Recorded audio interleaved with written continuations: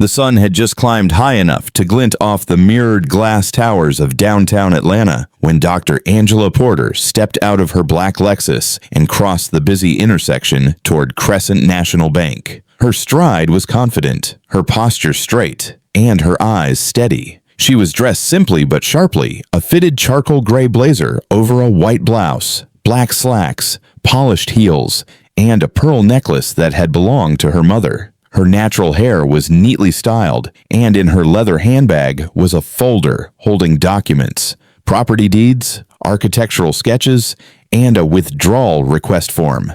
For most customers, going to the bank was an errand. For Angela, it was part of a mission. She wasn't here for herself. She was here to secure funding for the Veterans Housing Initiative, a nonprofit she had founded after leaving the U.S. Army with honors. The project built affordable housing for homeless veterans, many of whom had fallen through the cracks after returning from war. Angela had spent the last decade raising money, buying properties, and fighting through red tape to make the dream real. Today, she needed to withdraw $250,000 from her organization's account to make a final payment on a plot of land, the future site of 20 new veteran homes.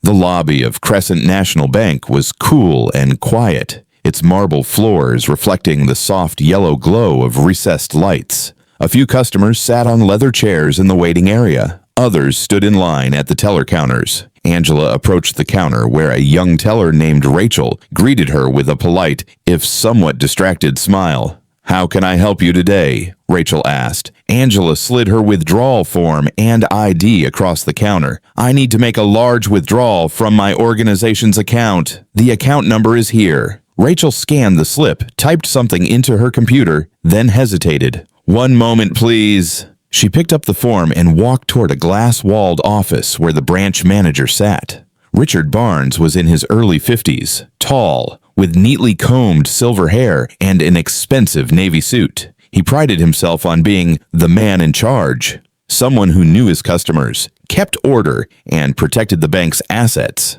Rachel handed him the form and whispered something. Richard's eyes flicked toward Angela, then narrowed slightly. He stepped out of his office with the form in hand. "Ma'am, I'm Richard Barnes, branch manager. I'll need to ask you a few questions." "Of course," Angela replied evenly. Richard glanced at the withdrawal amount again. $250,000. "This is quite a large sum. What's it for?" Angela explained about her nonprofit and the land purchase, offering to show the supporting documents in her folder, but Richard barely looked at them. Instead, he asked, "And you're authorized on this account?" "Yes, my name is on all the documents. I've been a customer here for years." Richard nodded slowly but didn't look convinced. Without another word, he turned toward his desk phone and picked it up. Angela watched as Richard lowered his voice. His eyes kept darting toward her. As he spoke into the receiver, she could only catch fragments. "A large suspicious withdrawal. Possible fraud. Request immediate assistance." Her stomach tightened. She had seen this before. Suspicion born not from facts, but from appearances. She knew exactly how this story usually went. The quiet judgment, the escalation, the assumption that she couldn't possibly be who she said she was. 10 minutes later, the glass doors swung open and 2 men in dark suits strode inside. They were unmistakable. FBI agents, broad-shouldered, serious-faced, wearing tactical vests under their jackets. One carried a tablet, the other had a badge clipped to his belt. "That's her," Richard said immediately, pointing toward Angela.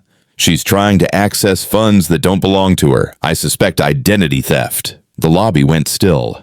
A mother in line pulled her child closer. An elderly man shifted uncomfortably in his seat. One agent approached Angela. "Ma'am, may I see your identification?" Angela handed it over without a word. He scanned it, then looked at her more closely. Something flickered in his eyes. Surprise. Recognition.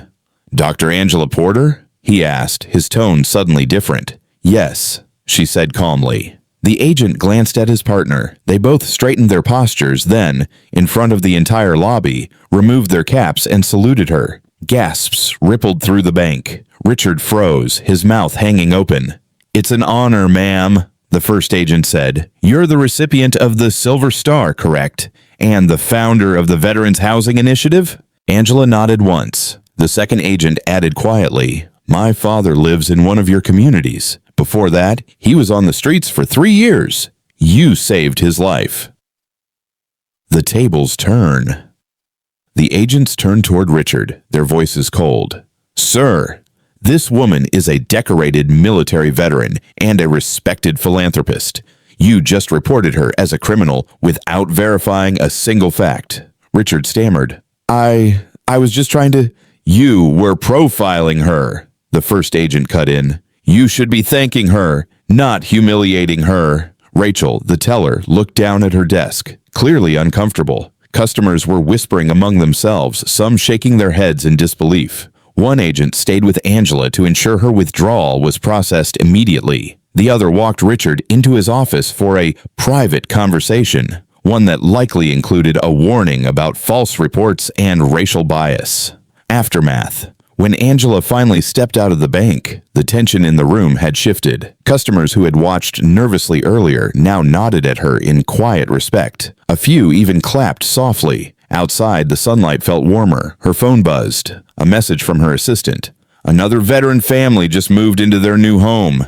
The kids are overjoyed." Angela smiled. No bank, no false accusation, no prejudice could stop her mission. She walked toward her car, her head high. The land would be purchased, the homes would be built, and dozens more veterans would have a place to belong. And if anyone ever doubted who she was again, well, she had the quiet confidence of someone who knew the truth would speak louder than suspicion.